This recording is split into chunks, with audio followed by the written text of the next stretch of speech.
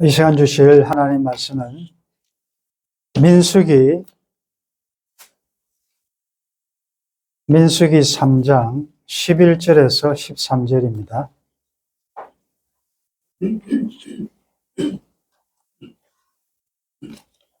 같이 한 목소리 읽겠습니다. 여호와께서 모세에게 말씀하여 이르시되 보라, 내가 이스라엘 자손 중에서 레위인을 택하여 이스라엘 자손 중에 태를 열어 태어난 모든 마지를 대신하게 했은즉 레위인은 내 것이라. 처음 태어난 자는 다 내 것이면 내가 애굽 땅에서 그 처음 태어난 자를 다 죽이던 날에 이스라엘의 처음 태어난 자는 사람이나 짐승을 다 거룩하게 구별하였음이니 그들은 내 것이 될 것임이니라. 나는 여호와이니라. 아멘. 우리가 하나님의 주권을 이야기를 많이 하고 있습니다. 하나님의 주권, 우리 오후에 말씀하신 것을 적용하면 오야 마음, 모든 것은 오야 마음이다. 군에 가면 제일 먼저 쫄병들에 가면 교육시키는 게 있습니다. 요즘은 그렇지 않지만 고참은 하나님과 동기동창이다. 그래서 고참의 말은 곧 하나님의 말씀이다. 이렇게 이야기합니다. 고참의 법이고 고참의 명령은 순종해야 된다. 고참 마음이다. 다른 이의를 제기할 수가 없습니다. 여러분들, 모든 것이 하나님의 주권에 달려있고 하나님의 마음대로 되어진다라고 할 때 여러분들 어떤 마음이 드십니까? 거기에 대해서 어떤 반응이 생깁니까? 아마 두 가지로 생각할 수 있겠는데, 하나는 별로 썩 기분이 안 좋네. 왜냐하면 내 기분대로 내 생각대로 좀 그래도 해봐야 되는데 내가 아무리 해봤자 결국 오야 마음대로 하나님의 계획대로 작정대로 다 될 건데 라고 하면서 조금 아쉬워하는 마음이 들 수도 있고, 또 한 마음은 정반대로 인간의 어떠함에 인간의 노력이나 생각이나 계획대로 안 되고 그게 하나님대로 뜻대로 된다라고 생각하는 것은 어떤 의미에서 우리들에게 좋은 소식일 수가 있습니다.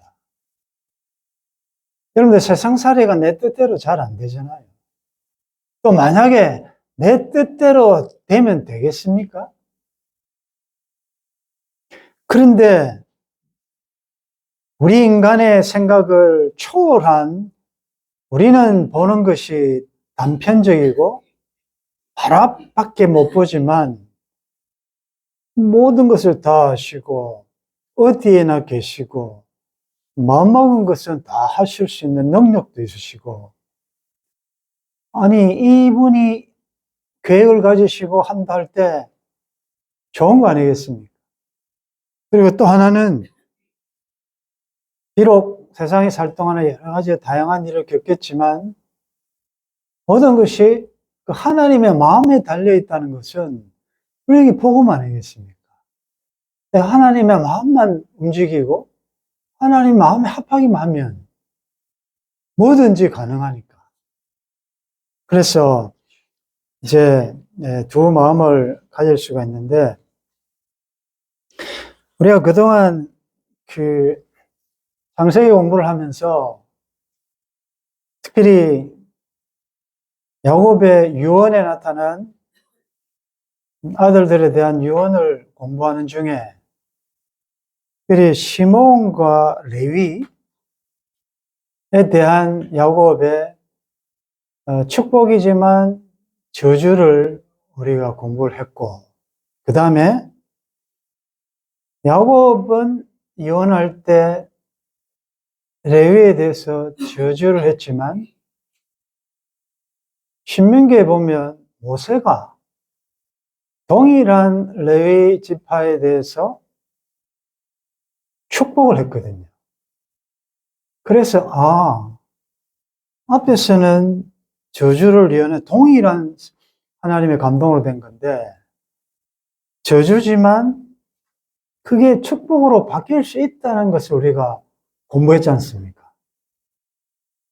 그러면 운명, 탓, 팔자소간 이게 아니고 뭔가 그러면 나에게 주어진 선조로부터나 내가 물려받은 것이 축복에 유리한 조건은 없지만 그렇기 때문에 나도 여전히 그 나쁜 유언에 따라서 숙명적으로 살 게 아니고 그러면 나의 어떠함에 따라서 이 저주 같은 운명도 바뀌어질 수 있다.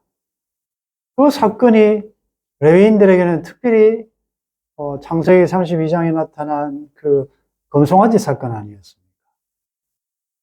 금송아지를 만들어 놓고 하나님 대신해서 우리를 인도해내었다라고 할 때 모세가 여호와 편에 있는 자들은 누구든지 이쪽으로 서라 라고 할 때 모두가 다 거기에 동참했지만 레위 지파만 하나님 편에 모세 편에 서서 하나님의 진노로 자기 형제들을 도륙하는 3,000명이나 죽이는 그런데 그 행위가 하나님 앞에 헌신이 되었다.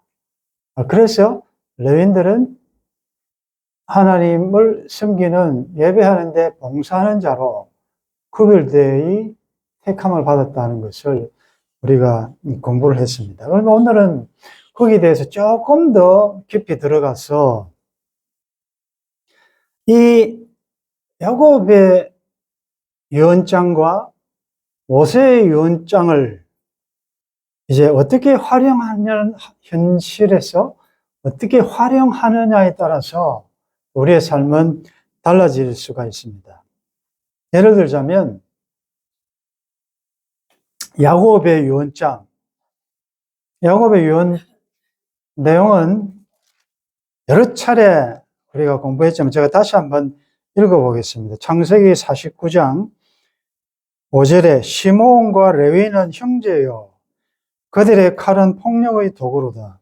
내 혼아 그들의 모의에 상관하지 말지어다. 내 영광아 그들의 집회에 참여하지 말지어다. 그들이 그들의 분노대로 사람을 죽이고 그들의 혈기대로 소의 발목 힘줄을 끊었음이로다. 그 노여움이 혹독하니 저주를 받을 것이요 분기가 맹렬하니 저주를 받을 것이라. 내가 그들을 야곱 중에서 나누며 이스라엘 중에서 흩으리로다. 이게 레위에 대한 또 시몬과 레위에 대한 저주의 내용입니다. 모세의 축복의 내용은 신명기 33장 8절에 레위에 대하여는 일렀으되 쭉 나오고 그다음 10절에 보면 주의 법도를 야곱에게 주의 율법을 이스라엘에게 가르치며 주 앞에 분향하고 온전한 번제를 주의 제단 위에 드리리로다. 여호와여 그의 재산을 풍족하게 하시고 그의 손의 일을 받으소서. 그를 대적하여 일어나는 자와 미워하는 자의 허리를 꺾으사 다시 일어나지 못하게 하옵소서. 이게 모세의 예언입니다. 그러면 이제 우리는 어떻게 할 것인가? 두 유언장이 있습니다. 야곱이 한 유언장이 있고 모세가 한 유언장이 있습니다. 그럼 우리가 살아갈 때 이제 이렇게 나눠 볼 수 있어요. 야곱의 유언장을 들고 그것을 중심으로 살아가는 사람은 어떻게 살겠습니까? 하나님께서 야곱을 통하여 우리 족속에게, 우리 지파에게 이런 말씀을 하셨다.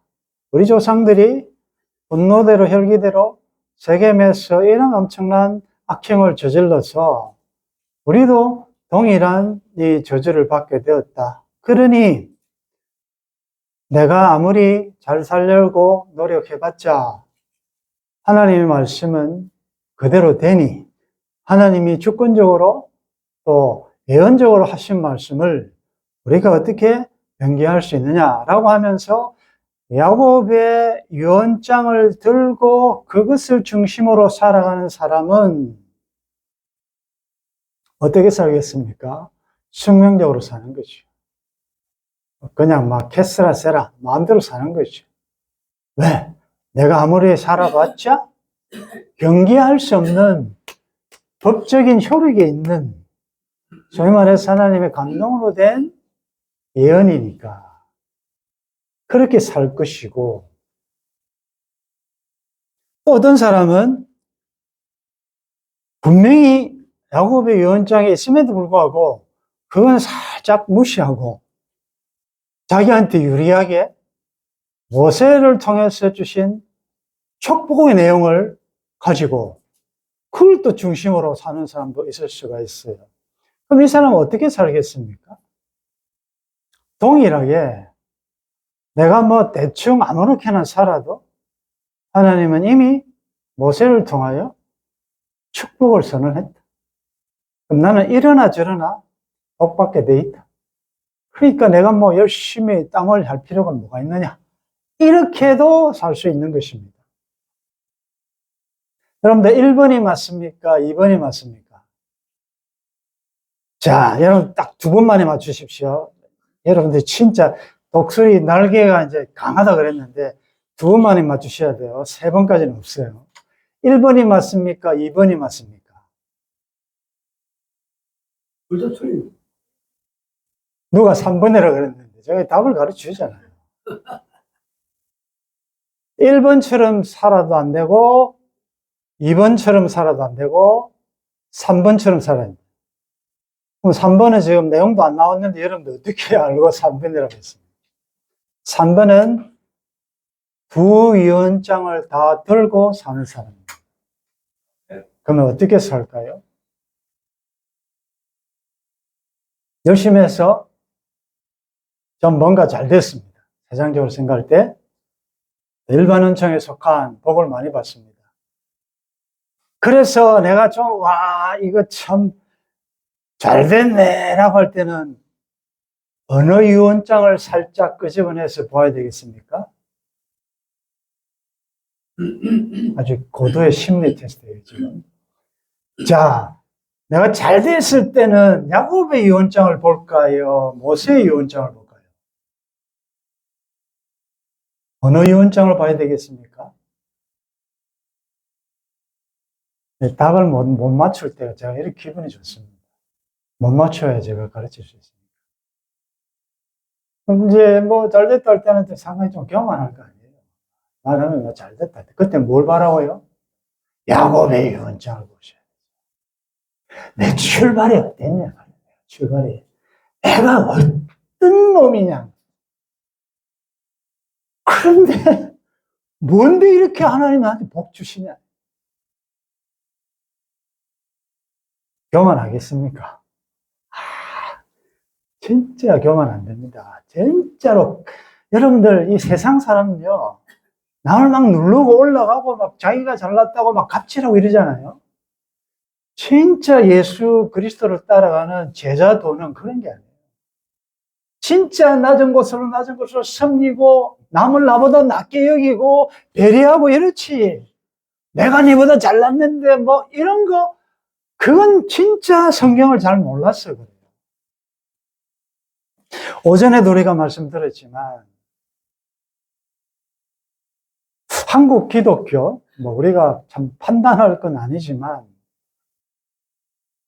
정말 약함과 비천함과 무능함과 문벌없음과 이런 것이 자랑이 되어야 그런 자를 부르시고 택하시고 하나님의 몫으로 기업으로 부르신 그 하나님이 막 높아질 건데 교회가 뭘 자랑하냐면 전부 학벌 좋은과 문벌 좋은과 좋은 차와 화려한 예배당과 뭐 이런 거 아니겠습니까? 자랑하는 자는 이것을 자랑은 십자가만 자랑해야 돼. 그런데 이게 없으면 또 기죽는다고요. 동창회 가나 친구나 가나 친척집에 가나 만유의 주 만왕의 왕 예수 그리스도 아무것도 없는 자 같아는 모든 것을 가졌자라고 말은 하면서도 당장 뭐 자식하고 비교해보고 뭐 집 몇 평짜리냐 화장실이 몇 개냐 이런 것 가지고 화장실에 몇 개 더 많으면 막 그냥 가슴 펴고 하나밖에 없냐? 기죽 이거 아니잖아요.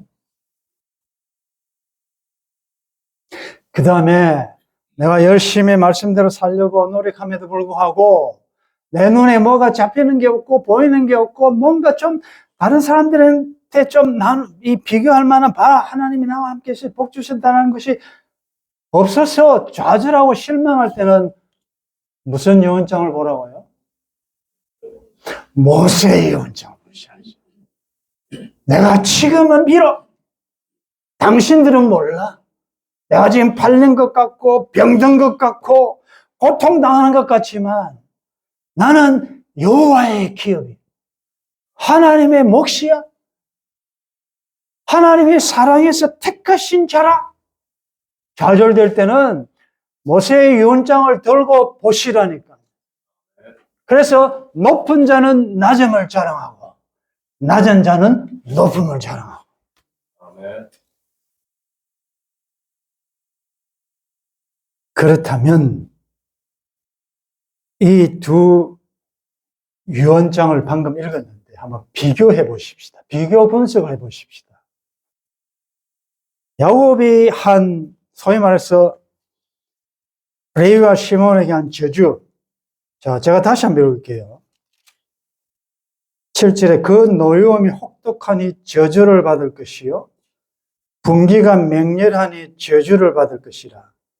내가 그들을 야곱 중에서 나누며 이스라엘 중에서 흩으리로다. 자, 저주의 내용은 야곱 중에서 나누며 이스라엘 중에서 흩으리로다. 자, 결국은 레위 지파는 가나안 땅에 들어가서 자기 소유의 기업을 땅을 얻지 못하고 48개 성에 흩어집니다.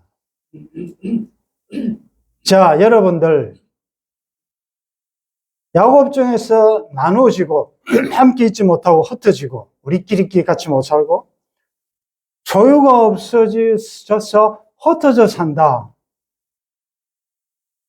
저주입니까? 여러분들 어떻게 생각합니까? 야곱이 한 걸 우리가 아버지 시몬과 레위가 저주받았다 그러는데 아니 꼴랑 같이 함께 못 살고 흩어져 사는 게 저주입니까?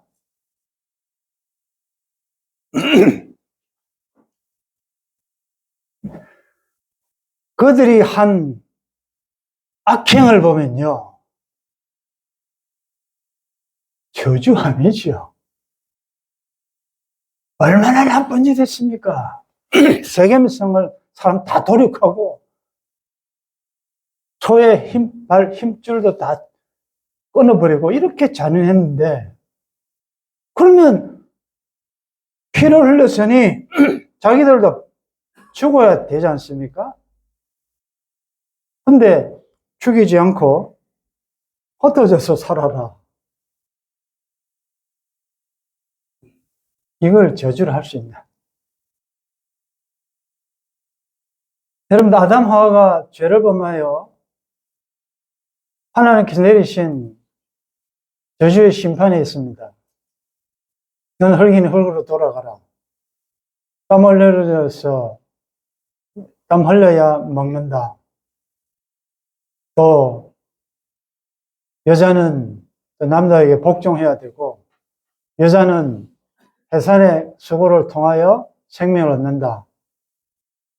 넌 흙이니 흙으로 돌아가라. 저주입니까? 여러분들 창세기 3장 15절 특별히 여자의 후손이 와서 뱀의 후손의 머리를 상하게 할 것이라는 것을 최초의 복음이라고 그러거든요. 죄를 범했습니다, 인간이. 안 범했으면 좋겠지만 죄를 범했기 때문에 죄를 범한 채로 생명나무로 가면 의로우신 하나님으로부터 즉사 죽임을 당하기 때문에 가까이 가지 못하도록 두루 도는 화영금, 하나님의 거룩과 의가 지키는 이것이 하나님께로 못 가게 했는데 결국 예수님이 십자가에 죽으심으로 이제는 그 길이 열렸단 말이죠.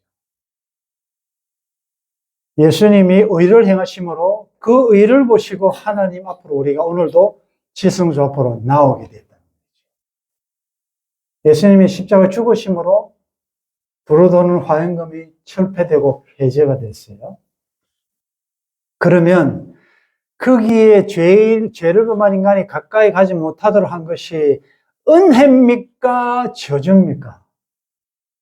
생각해 보시고, 죄를 범한 인생이 죄를 가진 채로 영원히 사는 게 저주입니까? 심판입니까? 은혜입니까?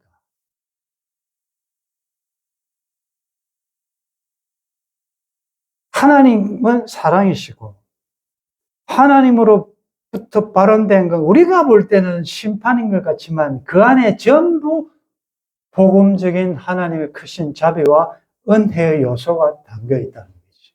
아멘. 저주가 아니에요. 그게 무슨 저주입니까? 오늘도 우리 전 목사님을 통해서 들어보니까 앞으로 제일 심각한 병이 치매인데 지금 50대부터 치매 증상이 나타나기 시작해가지고 이건 대책이 없대요. 대책이 없어. 서서히 이 기억력을 잃어가면서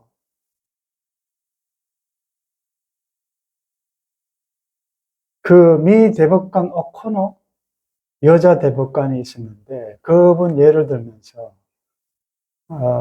미국에는 대법관들은 종신제한입니다. 죽을 때까지 하죠. 근데 여성 대법관으로 참 존경을 많이 받은 분인데 남편이 먼저 치매가 걸린 거예요. 그래서 이 부인이 그 사랑하는 남편을 간호하기 위하여 대법관직을 사임한 거예요. 그래서 사임하고 요양 중에 있는 요양원에 남편에게 갔는데 이 남편은 아내를 못 알아보고 요양원에 와 있는 다른 치매 걸린 할머니와 사랑에 빠진 거예요.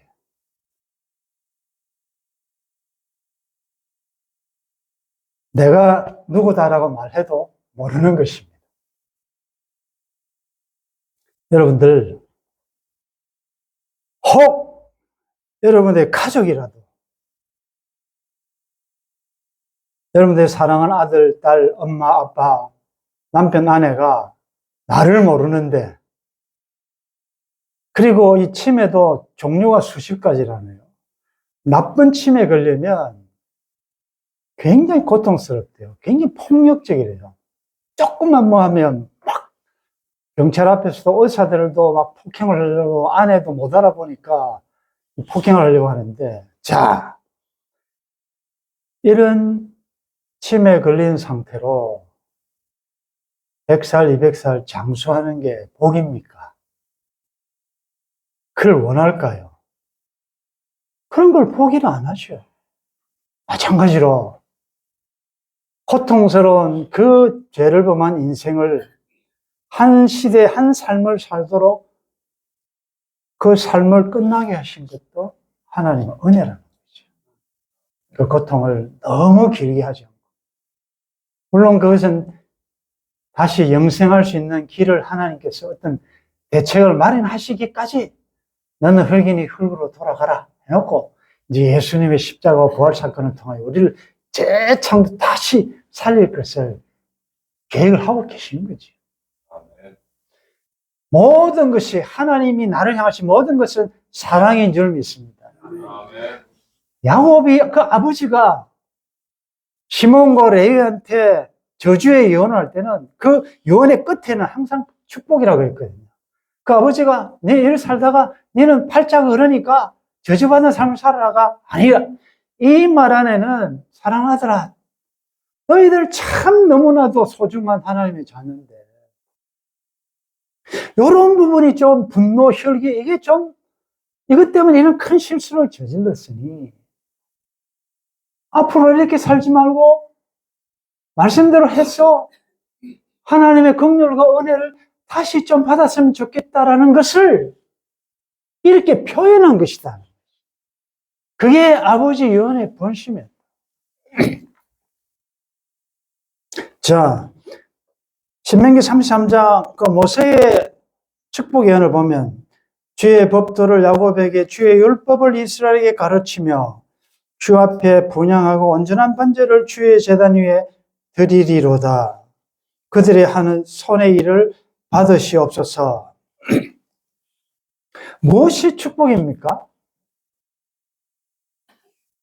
우리가 지금 비교를 하고 있는데 야곱이 시몬과 레에 대한 저주가 아니라면, 그렇다면 모세가 레위에 대해서 한 축복은 축복적인 것이 있어야 되는데, 비교해보면 뭐가 축복이 되려면 일단 야곱이 한 저주가 해제돼야 되잖아요. 그것이 무효화돼야 되잖아요. 그걸 이제는 삭제해야 그게 복이 안 되겠습니까? 문제는 야곱이 저주한 야곱 중에서 나누어지고 흩어진다라는 것이 번복되지 않았다는 거예요. 모세의 축복 안에서도 야곱이 한 예언이 그대로 성취됩니다. 기업이 없어요? 흩어져요. 그러나 모세가 한 이야기는 하나님, 야곱의 유언에 의하여 이들이 흩어지지만 그 흩어진 곳에서 주의 법도를 가르치게 하시고 주의 교훈을 가르치게 하시고, 그래서 그들이 섬기는 손의 일을 주님 받아 주옵소서. 여러분들 좀 이게 오늘 중요한 것은, 제가 이걸 하려고 참 오래 주일날 넣었다가 어렵겠다 싶어서 뺐다가 또 넣었다가 뺐다가, 수요일 이번 주일도 사실은 초안에는 다른 본문이 나갔다가 우리 목사님 할 거예요. 또 갑자기 바꾼 거예요. 여러분들은 이해할까 했어. 이건 좀 우리 자녀들이 듣고 싶어 했어요. 들었으면 좋겠다 생각했어요. 이게 부모들이 해야 될 내용이에요. 왜? 이미 주어진 전 역사적인 요소로서 운명, 탓, 나의 주어진 환경이 이렇기 때문에 나는 이렇게 밖에 할 수 없다라는 그런 사고를 여러분들이 가르쳐 주셔야 돼요. 그게 아니라는 거죠.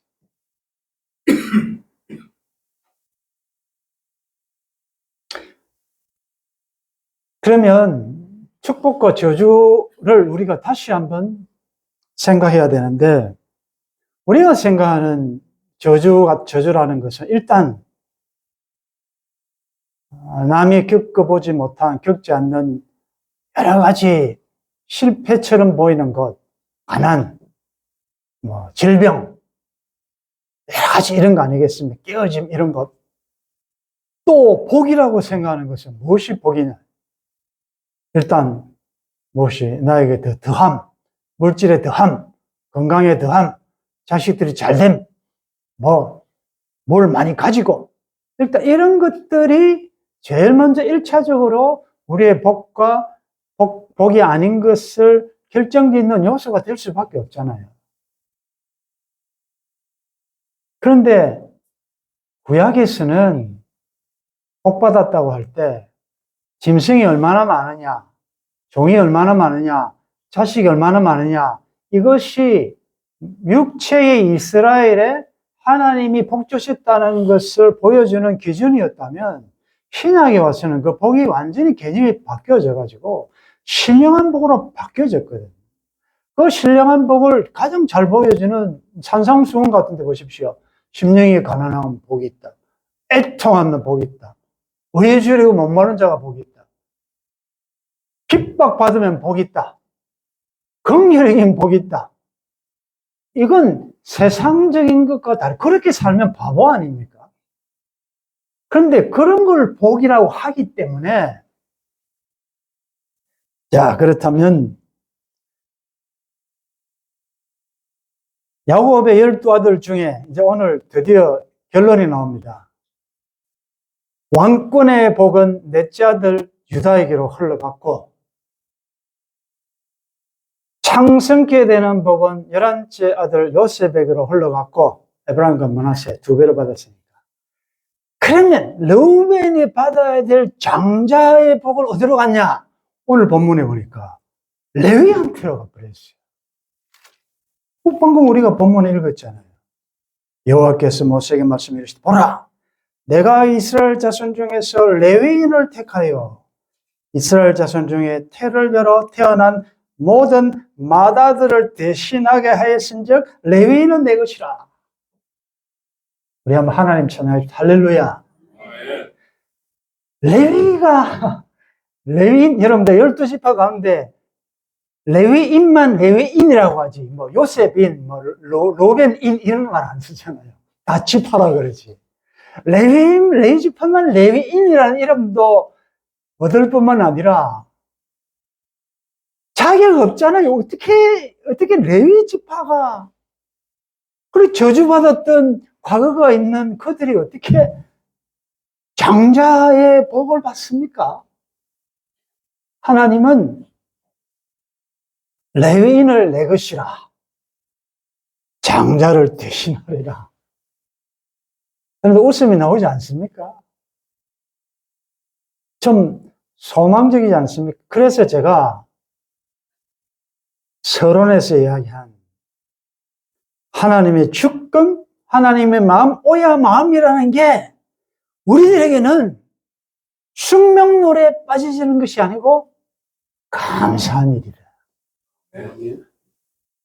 하나님은 얼마든지 저주받은 레위를 복의 통로로 바꿀 수 있다는 거지요. 우리가 조금만 잘하면. 이게 다 어떻게 가능했냐면 예수님의 십자가와 부활을 통해서 가능하게 됐다는 거죠. 조금 더 말씀을 드려야 되지만 이제 말씀을 모아보면 무엇이 축복이며 무엇이 저주냐. 그 야곱의 유언과 모세의 유언은 큰 차이가 없어요. 바뀐 것도 없어요. 딱 하나 차이가 있다면 야곱의 유언의 밑줄을 꺼서 나는 그럴 수밖에 없으니까 나는 이렇게 살겠다라고 하면 그것은 그에게 저주예요. 상황과 조건에 관계없이.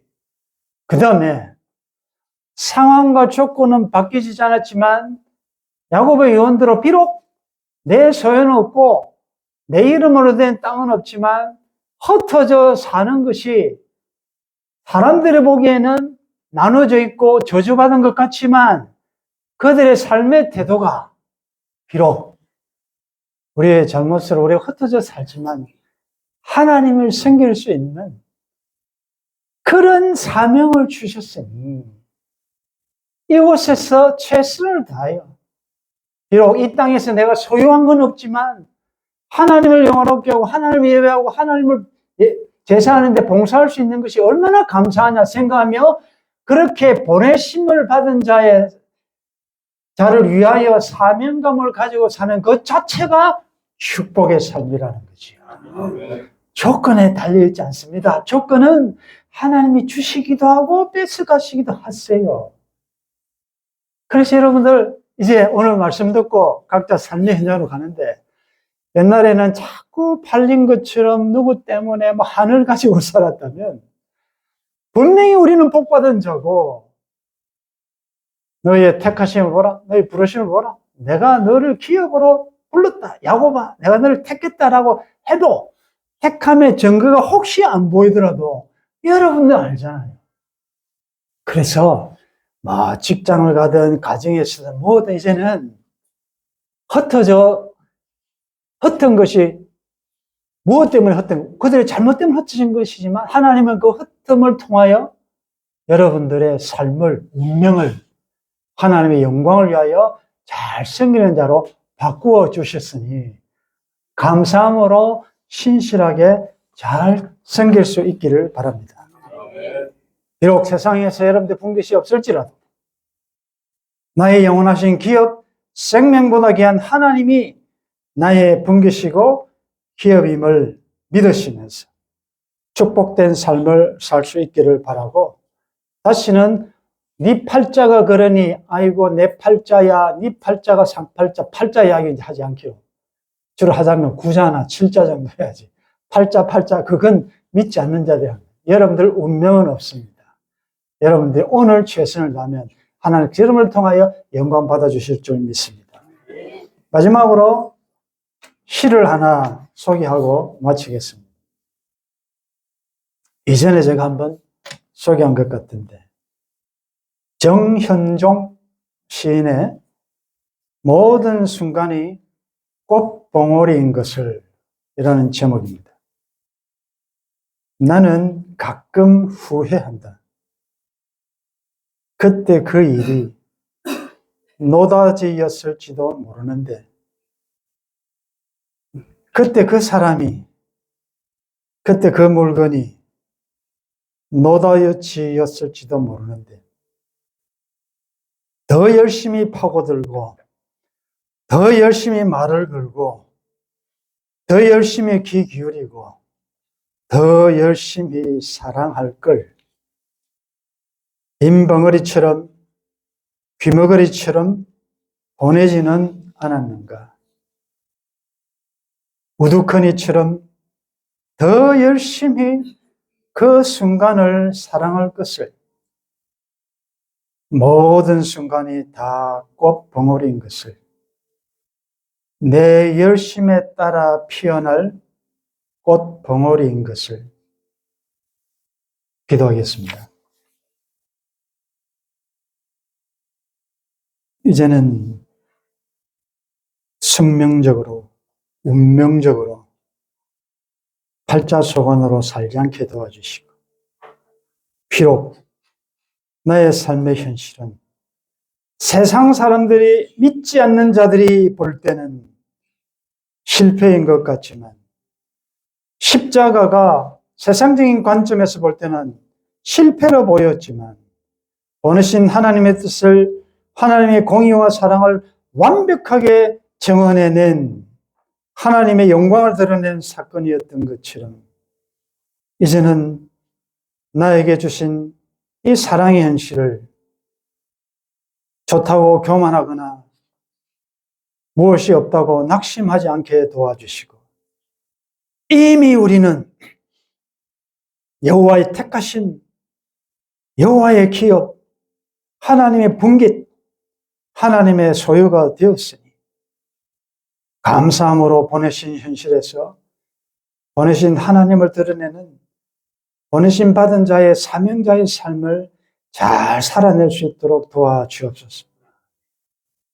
내 열심에 따라 얼마든지 꽃봉오리를 맺을 수 있는 것을 생각하며, 과거는 감사를, 현재는 찬송을, 미래는 소망을 가지고 이번 한정도 광야 여정에서 승리할 수 있도록 도와주옵소서. 이기는 자들 될 수 있도록 도와주옵소서. 낙심하거나 좌절하지 않게 도와주시고, 믿음으로 일어설 수 있도록 도와주옵소서. 주와 함께 하늘을 날 수 있도록 도와주옵소서. 이 풍랑이 인하여 더욱더 하나님께로 가까이 나가는 실력 있는 자들 될 수 있도록 도와주옵소서. 주 예수님의 이름으로 기도드리옵나이다. 아멘.